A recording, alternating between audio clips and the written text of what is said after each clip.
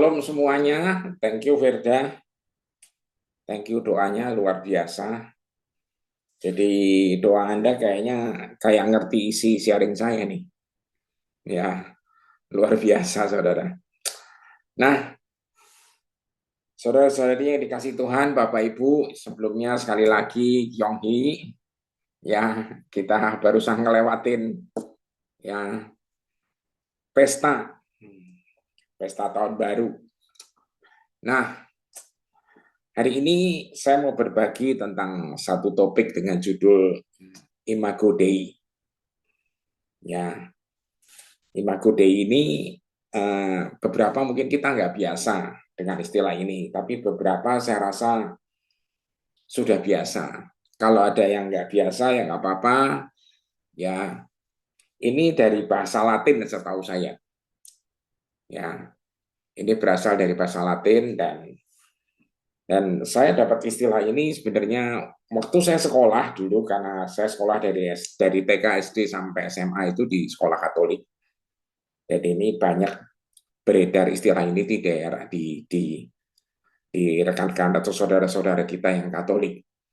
Nah, saudara yang dikasih Tuhan, saya diingatkan istilah ini sebenarnya belum lama saya ke Jawa Tengah karena ada kondangan ya di Solo. Tapi sebelum itu saya sempat mampir ke Ungaran ya karena ada pelayanan juga di sana dan saya sempat ngobrol dengan teman lama ya teman lama namanya Pak Steve saudara, dan saya banyak diskusi, banyak sharing sama beliau, dan saya banyak dapat inputan, dan saya banyak belajar dari beliau. Ya, dia itu seorang scholar, saudara. Ya, scholar itu jadi seorang pembelajar. Ya, dia belajar banyak, saudara. Jadi baca buku banyak, baca literatur banyak, baca komputer banyak. Ya, dan akhirnya kita sampai pada satu titik. Ya ini, Imago Dei.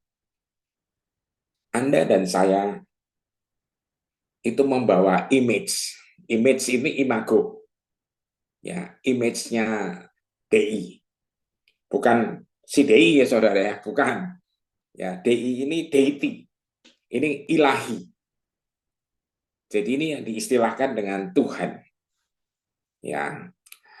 Nah, jadi tadi Firda sempat ngomong di doanya tentang cerminan. Cerminannya Tuhan. That is very true. Jadi saudara yang dikasih Tuhan, manusia itu diciptakan segambar serupa dengan Tuhan itu bukan sekedar dengan dua kata saudara, tapi saya segambar atau serupa. Tapi pasnya itu imago Dei ini. Jadi manusia itu kalau dilihat itu adalah cerminannya Tuhan. Berarti saudara ya, kita manusia ini adalah cerminannya Tuhan. Ya, kita akan mulai sekarang. Judulnya Imago Dei. Ya, bisa ditayangkan judulnya dulu saudara, jadi supaya nggak bingung. Ya kan, Imago Dei ini bicara tentang kesegambaran, keserupaan. Ini sebenarnya satu kata, cerminan, pas banget sih, cerminan. Tentunya kalau kita cerminannya Tuhan, cerminnya nggak boleh rusak. Satu, ya, ya nggak boleh burem. Supaya orang yang lihat kita itu sebenarnya bisa lihat Tuhan di dalam kita. Amin. Ya. Nah, ini adalah bagian daripada encounter series, jadi seri daripada tahun ini kita akan bicara terus tentang encounter, tentang perjumpaan. Jadi makanya kalau orang berjumpa Tuhan dengan hati yang terbuka, menerima Dia, percaya, Alkitab janji Yohanes 1:12 akan menjadi anak Allah, diberi kuasa. Sorry.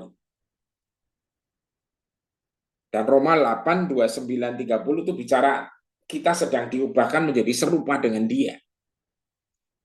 Ya, Dia menjadi yang sulung. Ya, imago Dei. Jadi benar-benar image-nya kita adalah image-nya Sang Ilahi, yaitu Tuhan. Kita lihat dari ayatnya The Message Genesis 1:26 to 28. Ya, kenapa saya bahas ayat ini? Kenapa saya pakai the message? Karena ini termasuk yang paling pas. God spoke, Tuhan berkata, let us make human beings in our image. Saudara yang saya kasih, perhatikan baik-baik ya. Tuhan berkata, baiklah kita. Sekali lagi, inisiatif datang dari Tuhan. Perhatiin ya, inisiatif datang dari Tuhan. Ya, baiklah kita membuat human being, saudara. Bahasa kita Indonesia bilang manusia. Inggrisnya bilang human being. Satu human, pribadi, yang ada beingnya, ada jati dirinya. Human being bukan human doing. Amin. Ya, human being in our image, make them reflecting our nature, membuat mereka merefleksikan atau mencerminkan nature kita, natural kita, jati diri kita. Ya, mereka mencerminkan nature atau ciri-ciri semuanya dari kita, dari Tuhan itu. Ya, so they can be responsible for the fish in the sea, the birds in the air, the cattle. Saudara, jadi sehingga mereka bisa bertanggung jawab. Bapak Ibu yang saya kasihi, di dalam istilah yang keseharian yang kita sering baca kalau dari TB itu, adalah mereka berkuasa. Istilah terminologi berkuasa, nah ini saya dapat lagi dari teman lain lagi, saudara. Ya, satu hari saya dikenalkan, diajak teman, ya kan, kita ketemuan dengan seorang saudara anak Tuhan yang gelarnya S3, saudara, PhD, ya di biotek. Nah, saudara, dan punya cerita, ya dia sempat cerita karena dia punya paman, uncle-nya, saudara, ya kukunya itu adalah seorang profesor, doktor di bidang apa? Kayaknya di bidang linguistik kayaknya. Ya, gelarnya sih agak berderet-deret sih, saudara. Ya, dia ngajar di Roma sana. Dan dia waktu ditanya tentang ini, si paman ini cerita bahwa istilah berkuasa atau dalam bahasa Inggrisnya have dominion itu sedikit meleset. Karena aslinya dari bahasa Ibrani itu artinya adalah steward. Mereka mengelola. Jadi the message pakai istilah be responsible itu dekat sekali, saudara. Mereka bertanggung jawab, mereka mengelola. Karena kalau istilahnya cuman berkuasa, ini punya risiko ya dikuasai, akhirnya diusahakan untuk dipakai semaksimal mungkin tanpa berpikir apa kelangsungan angkat kehidupan. Saudara yang saya kasihi, sekarang ini kalau saudara lihat ya banyak terjadi ya hal-hal alam yang bergolak, betul Pak, betul. Ya, sekarang ini banyak terjadi gara-gara makanan, saudara. Gara-gara makanan, sakit penyakit lahir dengan begitu banyak. Nah, Bapak Ibu, saudara-saudari dikasih Tuhan. Jadi, harusnya manusia ini bukan berkuasa dengan cara mengerjai dengan maksimal, dengan dasar keserakahan, tapi harusnya dia bertanggung jawab, mengelola. Nah, si uncle ini bisa ngomong gini karena dia itu profesor, dia ngajar dan dia punya keahlian di dalam 26 bahasa. Halo? Saudara, ya kita punya keahlian 3 bahasa, 4 bahasa aja udah luar biasa. Ini 26, saudara. Ya, nggak guyonan nih. Ya, saya juga nggak kebayang. Ya, jadi kok bisa sehebat itu? Nah, anyway, saudara, Tuhan itu ajaib. Jadi ada orang-orang, ada anak-anaknya yang dikasih keahlian begitu hebatnya, betul ya? Ya. Nah, saudara, jadi lihat baik-baik. Be responsible for the fish in the sea, the birds in the air, and the cattle. And yes, earth itself, yeah, and every animal that moves in the face on the face of the earth. God created human beings. He created them God-like. Dia menciptakan human being dan dia menciptakan mereka God-like seperti Tuhan. Cerminannya Tuhan. Reflecting God's nature, he created the male and female. Dia menciptakannya ini laki dan perempuan. God bless them, Tuhan memberkati mereka, prosper, reproduce, fill the earth. Ya, saudara, makmur, beranak cucu dan penuhi bumi. Take charge, saudara lihat baik-baik. Take charge, bertanggung jawab. Ya, ambil posisi. Be responsible for fish in the sea and birds in the air, for everything, every living thing that moves on the face of the earth. Nah, saya ingin Anda garis bawahi dengan kata-kata ini. Anak-anak muda sekarang paling senang ngomong dengan istilah ini, saudara. Ya, istilah kata kunci. Ya, kata kuncinya apa? Human being. Itu tidak sama dengan human doing. Setuju ya? Perhatiin, human being. Jadi Anda kalau lihat cermin, Anda bilang, ini loh human being. Ya, tapi di sini setan nggak senang, saudara, karena being Anda itu nggak tanggung-tanggung. Beingnya segambar serupa dengan Allah. Imago Dei ada di Anda. Makanya dihajar habis, saudara. Dirusak habis supaya apa? Jadi human doing. Nah, kalau sudah mulai titik doing, ini saudara nggak akan nyampe-nyampe. Kenapa? Standarnya Tuhan terlalu tinggi, setuju? Ya, amin. Makanya hari ini kita perjamuan diperingati peringatan akan aku, perbuatan ini peringatan akan aku. Bukan sekedar peringatan ritualnya, saudara, Bapak Ibu yang dikasih Tuhan, bukan cuma itu. Tapi sebuah kebenaran yang memastikan bahwa Anda itu ditebus, dibayar lunas untuk kembali menjadi human being yang asli. Amin. Nah, kata kuncinya human being, in our image atau imager, menjadi istilahnya cerminan, imager. Ya, reflecting our nature, saudara, reflecting, mencerminkan nature-nya Tuhan, dan be responsible, bertanggung jawab. Amin. Ya, nah kalau kita semua sadar kayak gini, saudara, saya percaya apa, Pak? Kita sedang melakukan doa yang kita katakan. Datanglah kerajaanmu, jadilah kehendakmu di bumi seperti di surga. Amin. Setuju dengan saya, saudara? Amin. Setuju ya? Anda percaya ya? Bukan surga seperti di bumi, enggak. Di bumi seperti di surga. Jangan dibalik. Ingat bahwa manusia ini adalah image, gambaran, keserupaan, pencerminan. Ya. Nah, masalahnya ketika manusia mengalihkan pandangannya, mengalihkan fokusnya daripada Tuhan, maka yang terlihat adalah bukan pencerminan Tuhan, tapi pencerminan yang lain. Nah, bahasanya yang sering disebut adalah apa?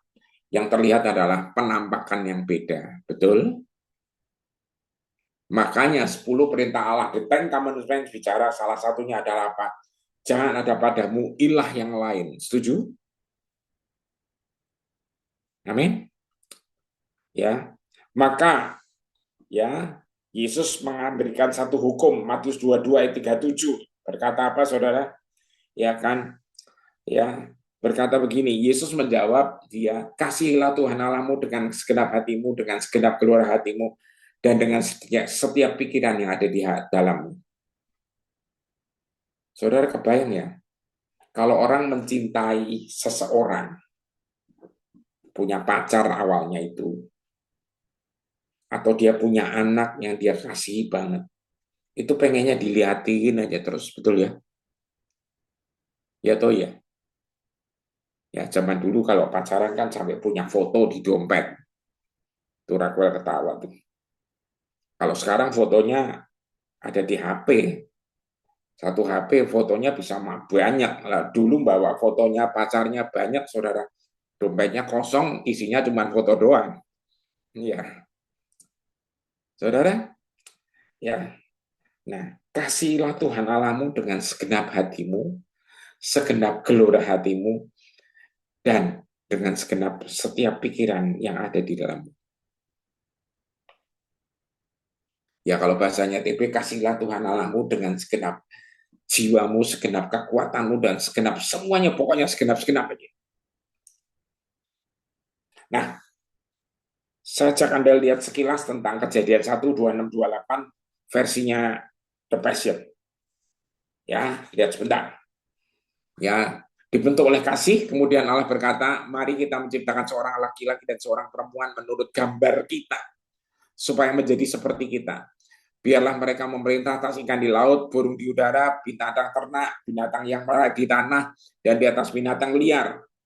Ya, dan atas binatang liar maksudnya.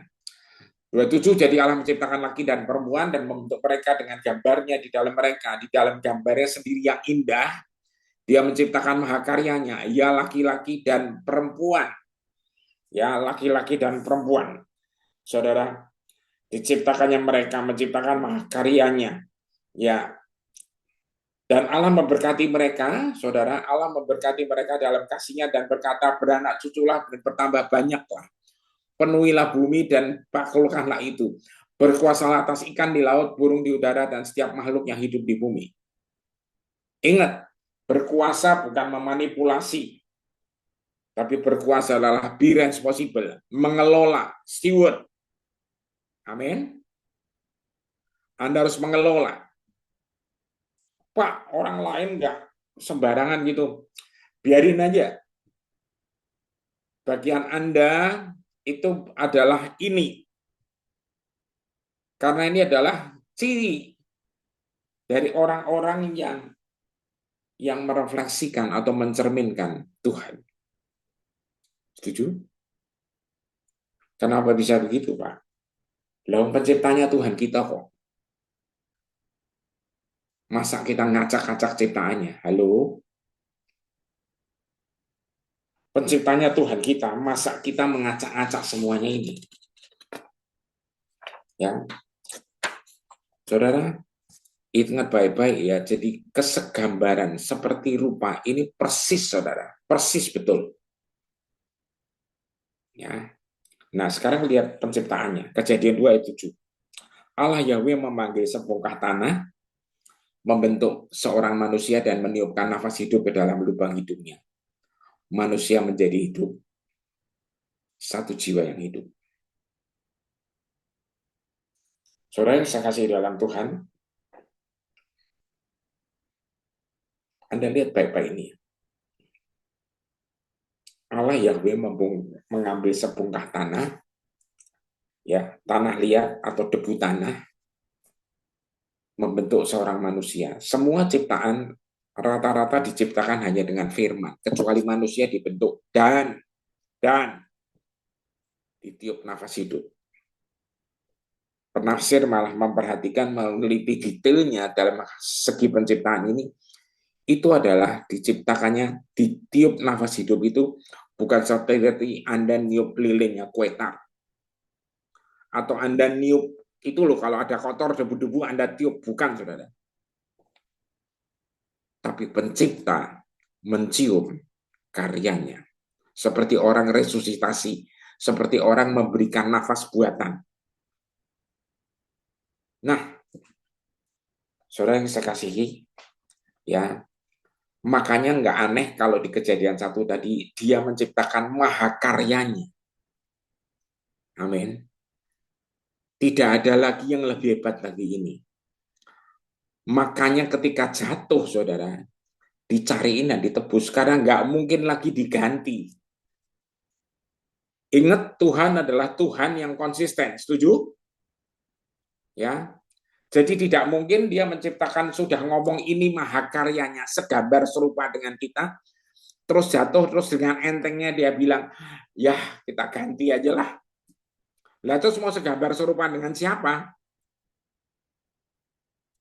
Saudara. Jadi Anda lihat, pada saat dari debu tanah ini dibentuk, terus dicium itu dihembuskan nafasnya, nafas kehidupan, yaitu roh Allah sendiri, manusia tiba-tiba buka mata, pertama kali yang dilihat siapa? Tuhan Sang Pencipta. Halo? Nah, disinilah yang saya bilang, this is the first encounter. Amin. Ini adalah perjumpaan yang pertama. Di sini manusia mulai menjadi jiwa yang hidup, dan dia melek, dan dia lihat. Ini penciptanya. Tapi saya mau bilang ya, Anda jangan bingung dulu. Allah itu roh. Setuju? Setuju apa setuju? Jadi yang dia lihat apa dong sebenarnya? Ya Allah itu. Ya, dia lihat, saudara. Dia face to face, muka dengan muka. Makanya, saudara, ya manusia itu harusnya memang terus memandang Tuhan. Nggak boleh pindah. Makanya Daud tahu banget. Tahu apa, Pak? Pada saat dia bilang sama Tuhan, satu hal aja yang aku minta Tuhan. Apa? Satu aja. Apa? Aku mau duduk memandang wajahmu. Kenapa? Karena dia bisa menikmati wajah Tuhan, saudara.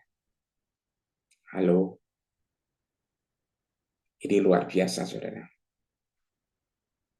Saya nggak bisa bayangin, saya nggak bisa terangin, tapi ini sesuatu yang luar biasa. Ya, ketika dia melek pertama kalinya, dia lihat Sang Pencipta. Saudara. Dan dia tahu, kalau dia pengen tahu dirinya kayak apa, ya itulah Sang Pencipta itu. Ingat, Adam dan Hawa diciptakan cermin belum ada. Kira-kira dia bisa lihat di mana, Pak ya? Kemungkinan nih, saya duga, mungkin dia lihat air. Ingat, ketika mereka lihat air, manusia lihat air, yang dilihat mukanya kan, betul? Ya, asal airnya jangan dikotrak-kotrak, saudara. Ya, nah saya rasa dia tahu. Tapi sayang sekali, ditipu setan dan jatuh. Karena jatuh, saudara, Alkitab bilang Roma 3 ayat 23, semua manusia telah berdosa dan telah kehilangan kemuliaan Allah. Tapi The Passion nulisnya, semua manusia telah berdosa. Maksudnya manusia itu, saudara, kekurangan akan kemuliaan Allah. The Passion nulisnya gitu. Jadi kemuliaan Allah yang tadinya full maksimum, itu berkurang banyak, saudara. Ya, nanti saya ulang lagi nih. Bahasa Inggris yang jelas, saudara. Fall short of glory. Tekor. Glorinya tekor, saudara.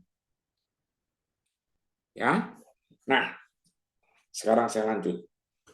Jadi ketika manusia jatuh dalam dosa, ya apa yang terjadi? Semua ini, saudara, ambiar nggak karu-karuan. Maka akhirnya dikirimlah Tuhan Yesus untuk jadi juru selamat. Dan ada satu cerita menarik tentang apa? Tentang seorang wanita Samaria yang khusus dijumpai oleh Tuhan Yesus. Untuk apa? Untuk dipulihkan. Ingat, bukan Anda atau saya yang pilih Tuhan, tapi Tuhan yang memilih kita. Amin. Ya, Tuhan yang memilih kita dan menetapkan kita.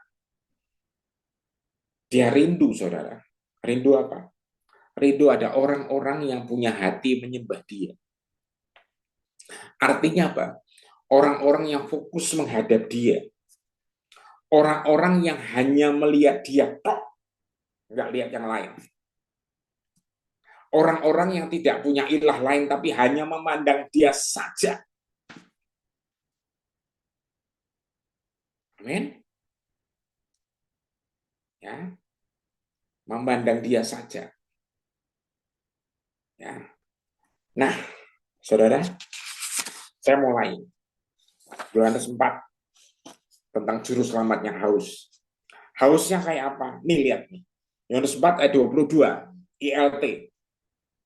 Ya, apaan sih Pak ILT? Nah, ini lain lagi nih, Saudara. Indonesian Literal Translation. Penterjemahan bahasa Indonesia yang literal, yang kata demi kata. Namun waktunya sedang tiba dan itu adalah sekarang. Manakala para penyembah yang benar akan menyembah kepada Bapa dalam roh dan kebenaran. Ya, sebab Bapa pun sedang mencari orang-orang yang menyembah Dia seperti itu. Saudara, Bapa itu rindu ketemu orang-orang yang menyembah Dia di dalam roh dan kebenaran. Amin. Artinya apa? Menyembah Dia di dalam roh, karena Allah itu roh.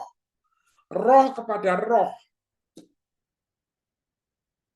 Sejatinya Adam waktu bangun dari penciptaan pertama, dia lihat Tuhan yang adalah roh. Pasti dia akan terkagum-kagum, dan itulah saya percaya dia pun mulai menyembah Tuhan. Amin. Saudara, makanya saudara, ya orang-orang yang selalu say yes sama Tuhan, menyembah Tuhan kayak Abraham, saudara, dimanapun Tuhan menampakkan diri, akhirnya dia bikin mezbah di sana, betul? Ya. Nah, saudara, kita akan lihat sekarang ayat demi ayat, tapi nggak lengkap semua. Yohanes 4, saudara, kita mulai, ya, ayat 4 dan 5. Ayo kita baca sekarang, saudara. Yohanes 4 ayat 4 dan 5. Firman Tuhan berkata, ya, dan ia harus melewati wilayah Samaria. Siapa yang harusin? Tuhan, Bapak, saudara, maksud saya. Dan Yesus tiba di daerah Samaria, di desa Samaria bernama Sikar, dekat ladang yang dahulu diberikan Yakub, yang dahulu Yakub berikan pada putranya Yusuf. Saudara, Yesus tidak tiba di daerah Samaria. Saudara, biasanya saudara, Yahudi dan Samaria ini memang tidak gaul. Kenapa nggak gaul? Karena mereka gegeran. Gegeran soal apa? Gegeran soal nyembah itu harus di tempat yang benar. Yang satu berkata gunung ini, yang satu berkata sini, sono. Jadi urusan tempat aja gegeran, saudara. Ya, tapi saat ini tiba-tiba Yesus ditugasin Bapa di surga untuk melewati daerah Samaria. Ya. Saudara, kita lihat sekarang. Ya, Yesus harus lewat Samaria, ayat 6 sampai 8. Letih karena perjalanan panjangnya, Yesus duduk di tepi sumur Yakub yang mengutus murid-muridnya ke desa untuk membeli makanan. Karena saat itu sudah lewat tengah hari. Tak lama kemudian datanglah seorang wanita Samaria untuk meminta air, menimba air. Yesus berkata kepadanya, berilah aku air minum. Saudara, berilah aku air minum. Saudara, ayat 9, terkejut wanita itu berkata, mengapa lelaki Yahudi meminta minum dari wanita Samaria? Ini saudara, karena mereka tuh nggak bergaul, mereka nggak berkomunikasi. Mereka musuhan lah seolah-olah. Yusuf menjawab ayat 10, seandainya saja kamu tahu siapa yang aku dan hadiah apa yang Allah ingin berikan padamu, kamu akan meminta minum dariku, dan aku akan memberikan padamu air hidup itu. Amin. Saudara, kalau engkau tahu siapa yang ngomong ini, kau akan minta. Akhirnya dia penasaran, saudara. Terus akhirnya dia minta, saudara. Ya, minta air minum ini. Tapi sebelum itu, saudara, ya, dia ngomong, dia minta air minum itu, ya kan. Dan dia bilang, ya, kamu tuh tidak punya timba, dari mana kamu bisa ngambil air? Nah, akhirnya Yesus menjawab, saya loncat ayat 13, saudara. Yesus menjawab, kalau kamu minum, ya, kalau kamu minum dari sumur Yakub, kamu akan apa? Haus, haus lagi dan lagi. Ya, kalau engkau hanya minum dari sumur biasa, bukan dari sumber kehidupan, sebenarnya Yesus ngomong. Engkau akan terus haus, tapi barang siapa minum air hidup yang kuberikan pada mereka, mereka tidak akan pernah haus lagi dan akan terpuaskan selamanya. Kenapa tidak akan terpuaskan? Karena air, ketika kamu minum air yang kuberikan padamu, air itu kan jadi aliran mata air, akan menjadi sumber, akan menjadi pancuran. Saudara kebayang ya, kalau air hidup yang diberikan Yesus itu kita minum, yang terjadi air itu akan mancar dari dalam sini. Dari dalam hati saudara, dari dalam kedalaman hati saudara, yang akan memancar keluar, berbual keluar-keluar, sehingga orang, gini, sehingga kita tidak akan haus lagi. Dan air hidup yang berpancar keluar, yang overflow ini, kalau diminum orang lain, orang itu akan merasakan kehidupan juga. Lah ini, ketika nyampe pada state ini, pada kondisi ini, pada level ini, maka si peminum ini yang minum benar-benar dengan buka hati. Karena anggaran kalau tidak, kita tidak minum dengan buka hati, saudara, mohon maaf, air itu tidak akan menjadi apa-apa. Tapi ketika kita buka hati, maka kita ngalamin the real encounter. Amin. Dan itu akan mengubah sekitar kita. Kenapa? Imago Dei. Kita akan mencerminkan kembali. Sesungguhnya Sang Pencipta itu dilihat banyak orang. Saya lanjut. Ya, engkau akan menjadi minum air memancar, ya kan? Karena ketika kamu minum air kuberikan padamu, air akan menjadi mata aliran mata air Roh Kudus yang memancar dan membanjirimu dengan apa? Kehidupan yang kekal. Amin. Saudara, ini semua kok bisa kayak gini? Ini bicara spirit semua, saudara. Bukan minuman fisik yang kita minum, bukan. Ya, Anda minum sang juru selamat, saudara. Ya. Jadi di sini sebenarnya apa?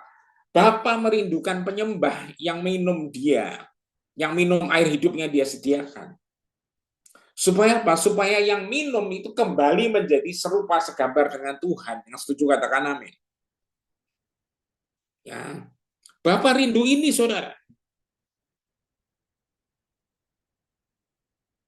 Cuman apa? Sayang. Ya, banyak orang yang ngerti, saudara. Anda ingat wanita pendarahan yang 12 tahun itu yang menjamah Yesus dan sembuh? Yesus tanya, siapa yang menjamah aku? Muridnya bingung semua untel-untelan, semua desek-desekan, semua nyenggol Yesus. Cukup sedih, saudara. Kenapa? Dari semua yang nyenggol, cuma satu yang sembuh. Ini keterlaluan. Artinya apa? Dari sekian banyak yang berkerumun itu cuma berkerumun doang, tapi yang buka hati, yang benar-benar mau terima cuma satu. Saudara. Nah, ya, karena itu akan menjadi sumber air yang membanjirimu dengan kehidupan yang kekal. Saudara, 21, 22 berkata apa? Ya, akhirnya wanita ini minta, saudara, aku mau minum itu. Terus akhirnya dibilangin, panggil suamimu. Dan akhirnya wanita ini bilang, aku tidak bersuami, tepat katamu, kata Tuhan. Dan akhirnya Tuhan bilang, kamu telah berlima, punya 5 suami. Tapi yang keenam sekarang udah bukan suamimu lagi. Saudara, saya tidak akan bahas berputar di situ. Karena saya mau pendekin supaya fokus kita kepada kebenarannya ini. Saat ini kita mau fokus kepada titiknya ini. Titik mana? Ini loh. Percayalah padaku, hai perempuan, sudah tiba saatnya bahwa kamu tidak akan menyembah Bapa di gunung maupun di Yerusalem, tapi di dalam hatimu. Amin. Ya, bukan soal tempatnya. Sekali lagi ini yang jadi geger, saudara, karena yang satu bicara di gunung, yang satu bicara di Yerusalem. Walaupun dua-dua bilang bangsamu tidak mengenal Dia yang kalian sembah. Bayangin, yang mereka sembah mereka nggak kenal. Kami orang Yahudi menyembah karena pengalaman kami, karena dari bangsa Yahudi lah keselamatan itu tersedia. Karena memang dijanjikannya nanti keselamatan itu akan lahir dari Yahudi, saudara. Tapi langsung saya loncat lagi, saudara, ayat berikutnya, saudara. Ya, 2324. Mulai sekarang menyembah Bapa bukan soal tempat yang benar, tapi dengan hati yang benar. Yang setuju katakan amin. Karena karena Allah adalah roh dan dia merindukan penyembah-penyembah tulus yang menyembah dan memujanya di alam-alam roh dan dalam kebenaran. Saudara yang saya kasih, ya, ayat ini menjelaskan apa? Bapa merindukan, ini loh saudara, ini yang dicari. Bukan soal tempatnya, please deh katanya. Jangan gegeran soal tempat. Ya, hakikat esensinya apa yang kamu sembah, yang kita sembah itu adalah Allah yang adalah roh. Bukannya duduk di sini atau yang duduk di sana, saudara. Tapi roh itu adalah memenuhi semua dan semua. Dia kekal, saudara. Dia tidak ada dimensinya. Tidak bisa dibatasi. Karena apa? Kekekalan dari roh ini, saudara, itu menunjukkan apa? Tidak ada batasnya, unlimited. Makanya bagi Tuhan tidak ada yang mustahil. Kenapa? He can create everything. Halo? Dan dia merindukan, saudara, penyembah tulus. Sekali lagi, kenapa ditambah tulisan tulus, Pak? Karena dia melihat hati, sekali lagi, ya, yang menyembah dan memujanya di dalam alam roh dan di dalam kebenaran. Menyembah Tuhan di dalam alam roh dan di dalam kebenaran. Ini saudara, kenapa? Karena roh kepada roh. Karena ketika kita menghadap Tuhan, kita memandang wajahnya, saudara, kita akan dirubahkan setahap demi setahap. Akan menjadi full of the imago Dei ini. Ya, dalam roh dan kebenaran, karena Anda dipulihkan, Anda disucikan, Anda dibenarkan oleh Dia sendiri. Saudara, saya ajak Anda renungkan ayat ini sebentar. Jadi menyembah bukan soal tempat, tapi soal hati. Setuju ya? Allah merindukan penyembah seperti ini yang menyembah dalam roh dan kebenaran. Setuju ya?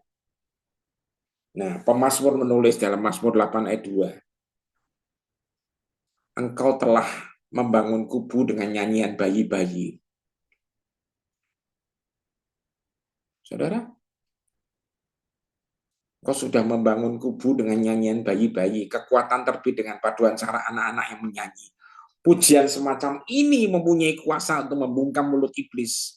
Penyembahan yang seperti ini, saudara, yang seperti anak kecil ini akan membungkam kegilaan orang-orang yang menantangmu. Saudara yang saya kasih, coba saya ajak Anda renungkan sebentar. Please, meditate. Tentang apa? Kenapa kok sampai ada tulisan kayak gini gitu loh. Pemazmur tahu banget, saudara. Karena menyembah itu bukan soal tempat, tapi soal hati. Setuju? Nah, kalau Anda lihat bayi-bayi, emang bayi kalau mau nyembah apa, Pak? Yang ada nangis. Ya, bayi kalau nyembah dari mana caranya? Dia nangis, tapi Anda nggak tahu di dalam tangisannya itu ada penyembahan. Halo, anak-anak yang menyanyi dengan tulus, saudara. Amin. Bayi Kalau nyembah, dia nggak bisa cari tempat dulu baru nyembah, saudara. Jalan aja nggak bisa. Belum bisa waktu itu kalau masih kecil. Tuhan mencari penyembah yang dalam roh dan kebenaran, yang menyembah dari hati.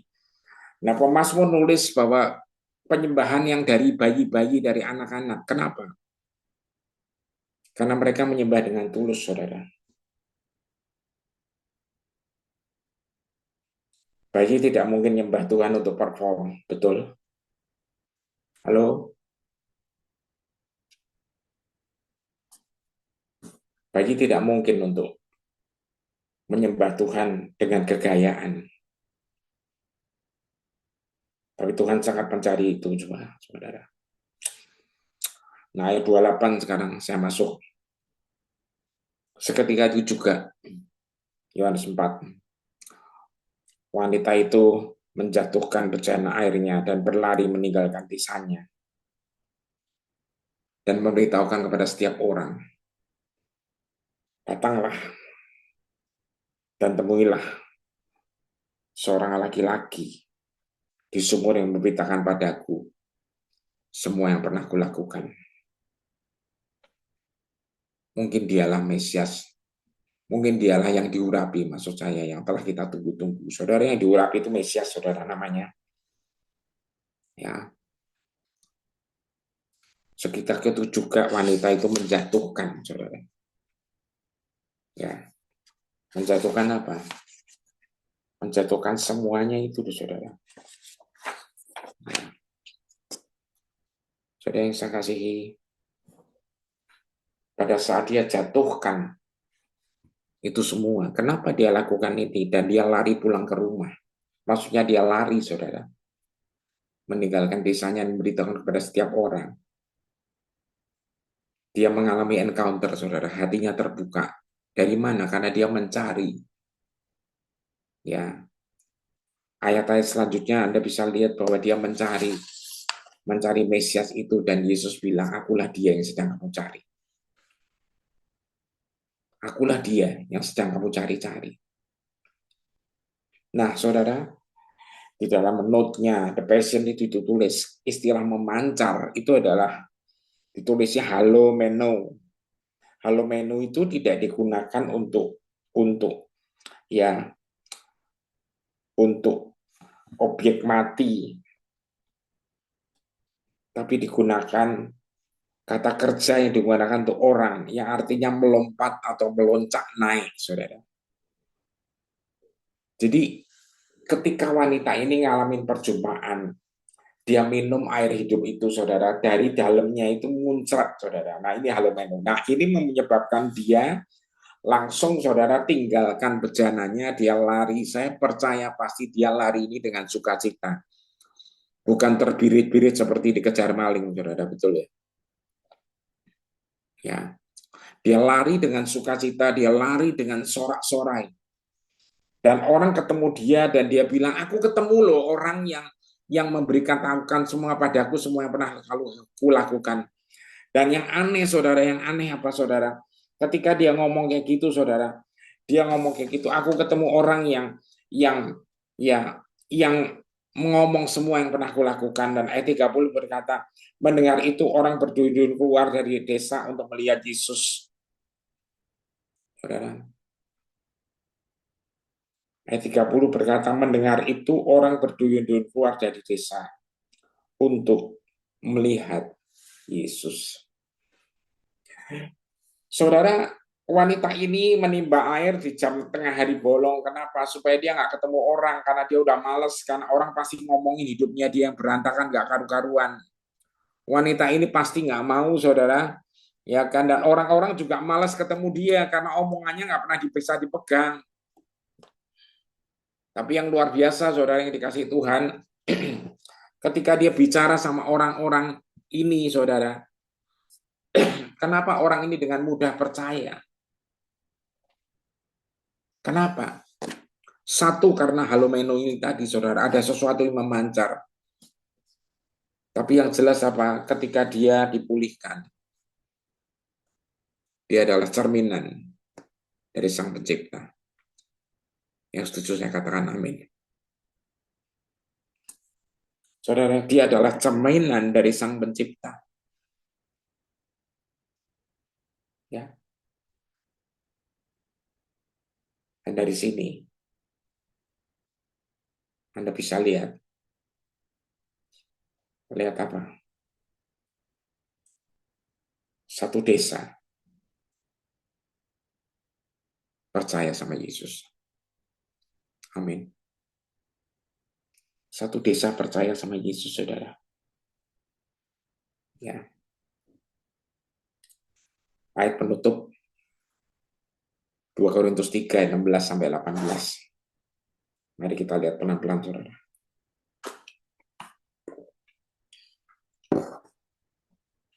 Tapi pada saat seorang berbalik kepada Tuhan dengan hati yang terbuka, ingat, seperti wanita tadi, ketika dia berbalik kepada Tuhan dengan hati yang terbuka, sulbung itu terangkat dan mereka melihat. Mereka melihat apa? Tuhan yang kumaksud adalah Roh Kudus, dan di mana dia adalah Tuhan, di situ ada kemerdekaan. Jadi ketika mereka melihat, mereka dimerdekakan. Setelah dimerdekakan, apa yang terjadi, saudara? Ayat 18. Firman Tuhan berkata apa? Kita semua dapat mendekat kepadanya dengan selubung yang telah diangkat dari wajah kita. Kita semua dapat mendekat kepadanya dengan selubung yang telah diangkat dari wajah kita, dan dengan tanpa selubung. Dengan tanpa selubung, kita semua menjadi seperti cermin yang mencerminkan kemuliaan Tuhan. Dengan tanpa selubung, saudara, kita menjadi seperti cermin, mencerminkan kemuliaan Tuhan. Tuhan Yesus dengan jelas. Di sini kita sedang ditransfigurasi, maksudnya apa? Sedang diubah. Bahasa aslinya ditulis metamorfosa. Saudara, ini adalah istilah yang terjadi ketika ulat kepompong berubah menjadi kupu-kupu yang indah. Itu ditransfigurasi menjadi serupa dengan dia saat kita beralih dari satu tingkat kemuliaan yang lebih terang ke tingkat kemuliaan berikutnya. Dan transfigurasi yang mulia ini berasal dari Tuhan yang adalah roh. Lihat baik-baik, saudara. Transfigurasi ini berasal dari Tuhan yang adalah roh. Makanya Roma 12 ayat 2 berkata apa, saudara? Hendaklah engkau diperbarui oleh pembaruan budimu. Amin.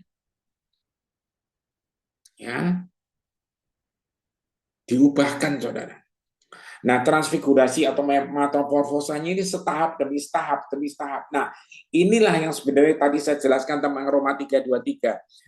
Karena semua orang, ya kan, ya semua orang, kalau dalam Alkitab DPT tulis membutuhkan kemuliaan Allah, dalam bahasa Inggrisnya ditulis tentang fall short of glory, kekurangan, saudara, tekor. Nah, ketika seorang berbalik kepada Tuhan yang adalah roh, dia melihat itu, maka bertahap demi bertahap dia diubahkan. Amin. Dia diubahkan. Saudara, saya sampai di sini supaya Anda semua tahu, saudara, ya, bahwasanya ketika Anda memanjang wadah dia, Anda akan berubah. Makanya iblis, saudara, tidak pernah mau Anda memandang wajah dia. Kenapa? Karena dia tahu kalau Anda terus memandang wajah dia, itu semua akan kembali. Amin. Memandang wajah dia bukan sekedar memandang, tapi Anda menyembah dengan segenap-segenap itu. Ya, Anda memandang wajah dia dengan segenap-segenap itu. Nah, ketika itu terjadi, saudara, iblis tidak akan bisa kuat lagi. Itulah seperti dari mulut anak-anak, mulut bayi-bayi itu ada kubu yang membungkam mulut mereka. Kenapa dia sering ngasih kita persoalan, masalah, dan sebagainya, supaya kita terjebak untuk memandang itu terus-menerus. Kenapa dia sering ganggu jati diri kita, karena kita selalu dijebak untuk merasa tidak ada artinya.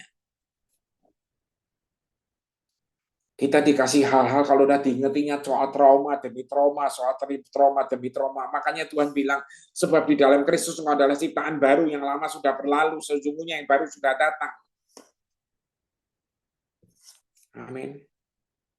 Saya berdoa, kita akan masuk ke soaking sebentar. Nah, di dalam soaking harapan saya, saudara, ya kita akan lihat, kita akan dengerin lagu yang pertama tadi lagi, Kau Pandang Wajah Yesus. Supaya Anda semuanya saya minta, semua, buka hatimu untuk soaking. Bukan soal lagunya, saudara, tapi hayati kontennya. Supaya Anda dan saya bisa masuk benar-benar segambar serupa dengan dia. Imago Dei. Sehingga ketika Anda keluar, Anda kerja, Anda jalan-jalan, Anda sedang ngapain aja, semua orang melihat Anda bukan seorang Anda yang biasa, tapi Anda yang luar biasa. Amin. Anda yang membawa kemuliaan Allah. Ya, yang membawa kemuliaan Allah. Silakan Rektor, buka hati Anda. Kita akan soaking.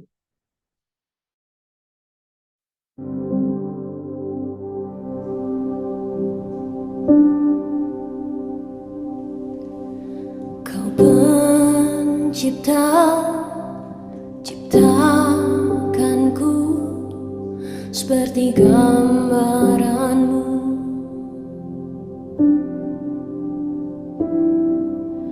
Kau penebus, bebaskanku, dan kau layakkan aku.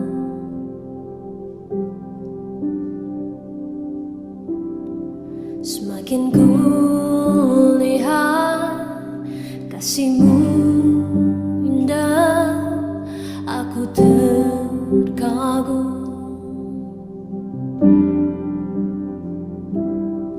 Semakin ku rindu kasih-Mu nyata, jadikan aku utuh.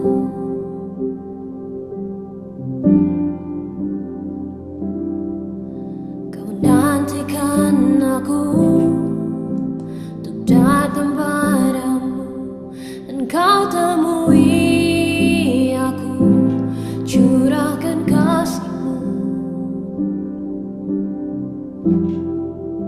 Ku pandang wajah-Mu, kau penuhi aku.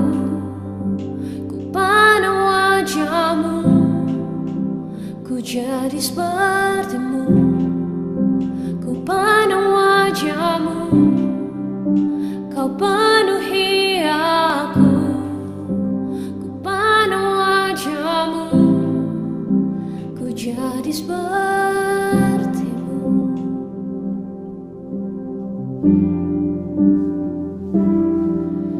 Kau pencipta, ciptakanku seperti gambaran-Mu.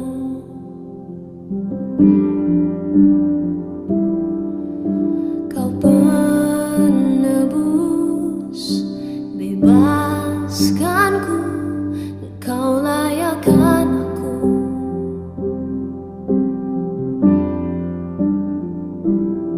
Semakin ku lihat kasih-Mu indah, aku terkagum.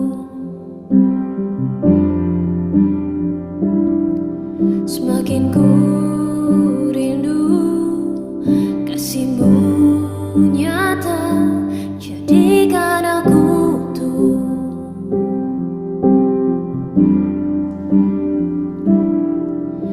Kau nantikan aku untuk datang padamu, dan kau temui aku, curahkan kasih-Mu.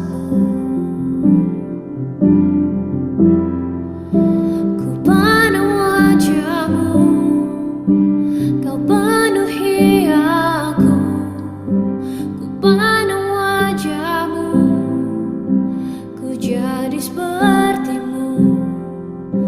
Ku pandang wajah-Mu, kau penuhi aku. Ku pandang wajah-Mu, ku jadi seperti-Mu. Ku pandang wajah-Mu, kau penuhi aku. Ku pandang wajah-Mu,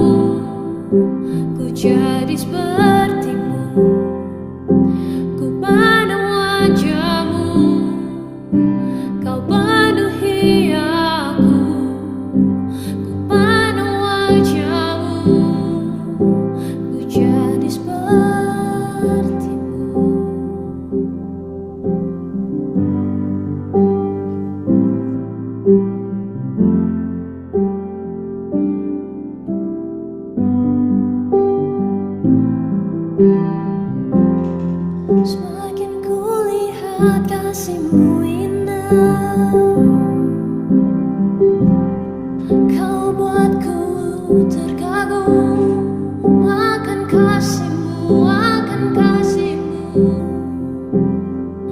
Kau jadikan ku indah, Kau jadikan ku indah.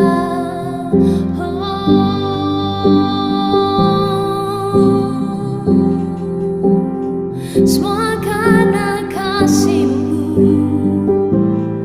semua karena kasih-Mu.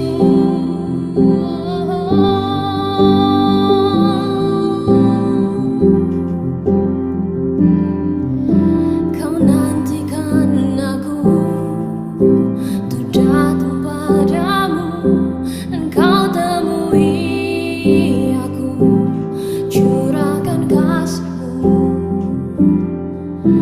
Kau nantikan aku untuk datang padamu, dan Kau temui aku, curahkan kasih-Mu. Ku pandang wajah-Mu, Kau penuhi aku. Ku pandang wajah-Mu, ku jadi seperti-Mu. Ku pandang wajah-Mu, Kau penuhi aku. Ku pandang wajah-Mu, ku jadi seperti-Mu. Kami bersyukur untuk semuanya Tuhan. Ajar terus kami Tuhan, untuk selalu fokus untuk melihat Engkau. Terima kasih Tuhan, haleluya. Amin. Sore yang dikasih Tuhan, yang tadi menyatakan nyanyian tadi, ku pandang wajah-Mu, ku jadi seperti-Mu. Pilihan ada di tangan Anda dan saya, saudara. Di tangan kita. Mau mandang siapa? Mau mandang apa? Karena semakin kita memandang yang kita pandang itu semakin fokus, maka kita akan kebawa ke sana. Tapi ketika Anda terus belajar memandang Tuhan, Anda akan menjadi segambar serupa dengan Dia kembali. Yang jadi hal adalah, iblis itu tidak suka kalau kita melakukan ini. Maka dia pakai segala cara tipuan demi tipuan. Mungkin Anda dulu seorang yang dekat sama Tuhan, mungkin Anda dulu seorang pemuji, mungkin Anda dulu rajin begini-begitu buat Tuhan. Tapi banyak hal yang Anda alami di dalam kecewaan demi kekecewaan. Akhirnya Anda menjauh, dan mungkin Anda merasa, apa aku masih layak? Saudara yang saya kasihi, inisiatif datang dari Tuhan, saudara. Kalau Anda lihat kisah wanita Samaria tadi, kita nggak tahu persis dia itu penyembah atau enggak. Maksudnya penyanyi atau enggak, saudara. Tapi Alkitab menulis bahwa Tuhan mengajar hal ini, standar tentang penyembahan hanya diberikan pada wanita ini. Kita nggak tahu, saudara. Yang diketahui mata manusia cuma dia pernah kawin 5 kali. Itu yang dicatat. Saudara, model yang kayak gini, saudara, pasti udah merasa, ya udahlah, hidupnya apa yang terjadi, terjadilah. Tapi kita bisa lihat, Tuhan menjemput dia. Tuhan menjumpai dia. Dan dia buka hatinya. Yang terjadi apa? Perubahan terjadi dengan luar biasa. Amin. Saudara, mari kita akan melakukan perjamuan kudus. Kenapa? Karena selalu ada kata-kata, perbuatlah ini sebagai peringatan akan aku. Yohanes 6 ayat 56 berkata apa? Orang yang makan tubuhku dan minum darahku tinggal di dalam aku dan aku di dalam dia.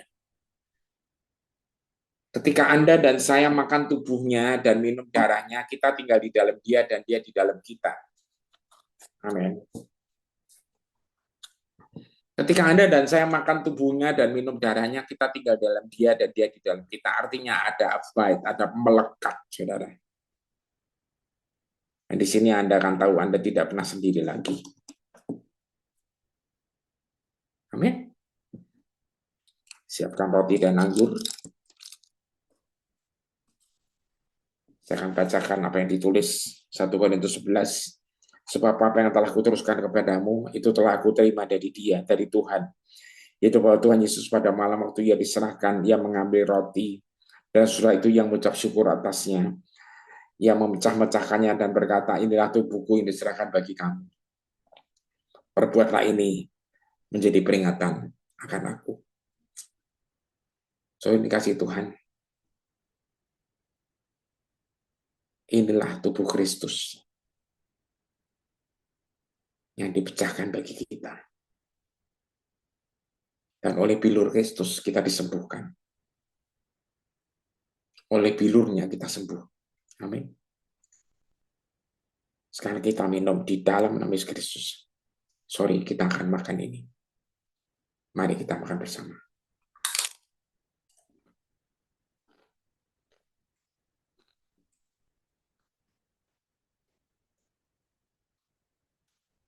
Demikian juga yang mengambil cawan.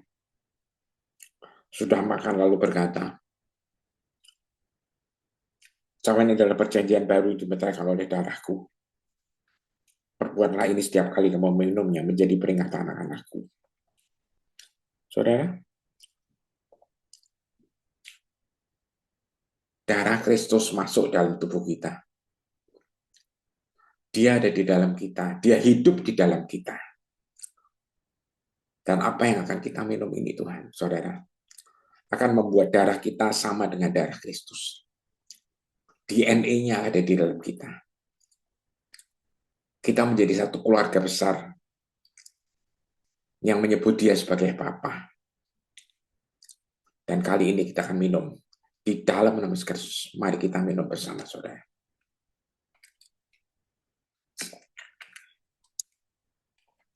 Terima kasih. Bapak, terima kasih. Bukan soal ritual, Tuhan, tapi soal kebenaran. Bahwa Engkau di dalam kami dan kami di dalam Engkau. Dan kami percaya selanjutnya, kami tidak perlu terlalu khawatir, karena Engkau yang menyertai hidup kami. Haleluya. Amin. Dan amin.